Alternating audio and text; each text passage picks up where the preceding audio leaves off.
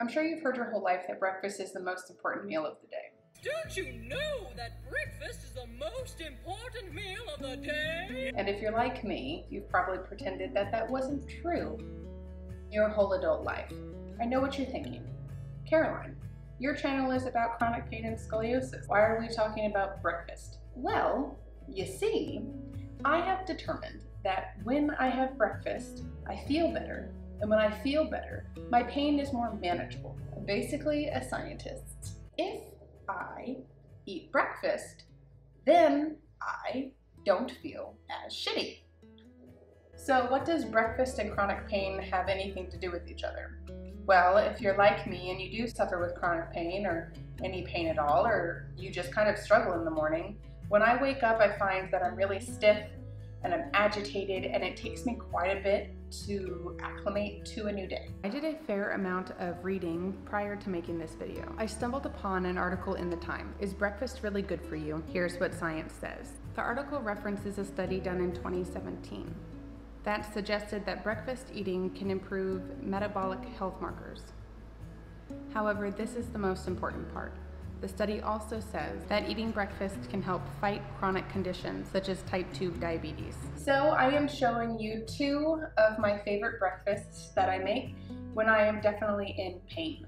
Before we dive into the chronic pain breakfast hacks, my name is Caroline. I started this channel with the intention to share my scoliosis journey as well as my journey with managing chronic pain. If you haven't already, please consider subscribing to my channel, and I promise I will be posting every single week more content like this, and really just hacks that I have incorporated into my own life dealing with scoliosis and chronic pain. First thing we'll be making for breakfast is overnight oats. One of my best friends introduced me to overnight oats when I was actually in the midst of a huge pain flare-up, I think back in 2018, and these super saved me. At the time, of course, pre-quarantine, before we even knew what that was, my boyfriend was gone every single day when I woke up, and so because of that, I would often just skip breakfast, but that pretty much determined how my whole day would go.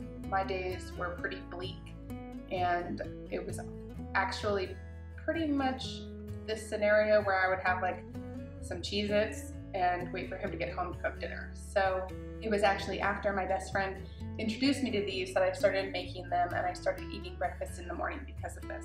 So overnight oats are pretty basic. You can make them literally with just oats and any form of milk. I like to make it a little more delicious. I have experimented. Sometimes I've made things that I'm like, oh my gosh, never again. I really like this food blog. She's called the Self-Proclaimed Foodie. I will link her in the description below.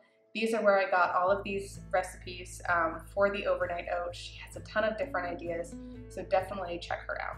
Overnight oats are pretty much exactly what they sound like. Instead of cooking oatmeal on the stove, this is a much less intensive way to make oatmeal. What we're going to be doing is letting the oats and whatever milk you choose sit overnight in the fridge, and the oats absorb the moisture and become a delicious oatmeal. So let's get into it. First thing is first, you're gonna need some oats. The Self-Proclaimed Foodie definitely suggests rolled oats instead of quick oats. However, this is what I have right now, and it does taste pretty good.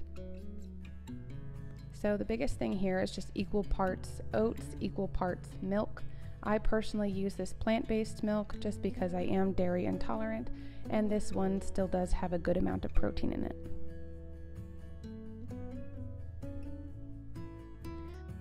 Everything after what I just did is really optional.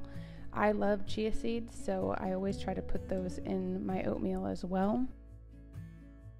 I also like to sweeten it with maple syrup, and I love cinnamon.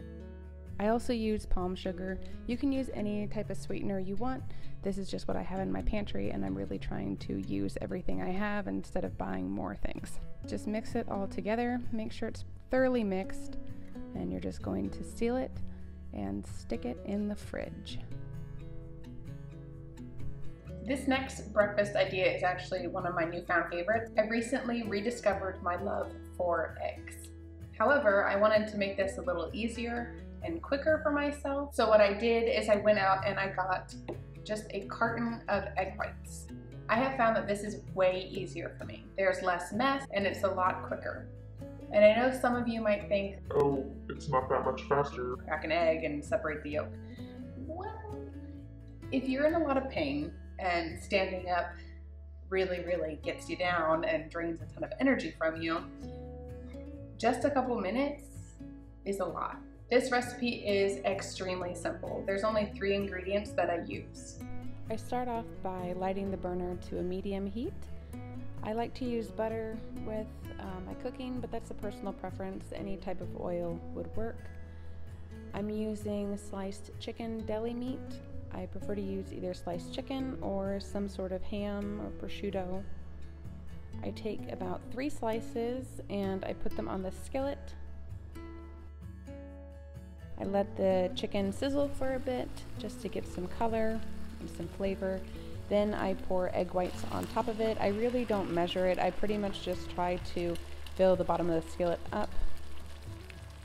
I love adding cheese to my omelets. I'm currently obsessed with feta, so I'm putting a good amount on my omelet as well.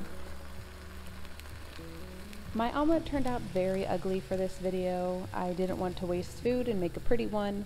I normally make much prettier omelets. However, this is a very ugly omelet, but I assure you it tasted delicious. Listen, I get it. Breakfast isn't for everyone. To be honest, I used to think I was part of the no breakfast club myself.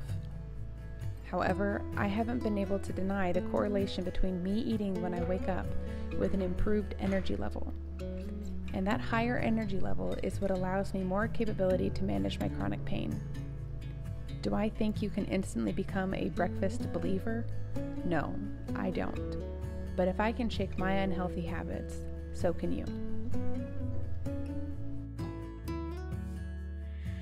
Thank you all for watching all the way through my video. I appreciate it so much. If you struggle with chronic pain, scoliosis, or just want more content like this, please subscribe to my channel.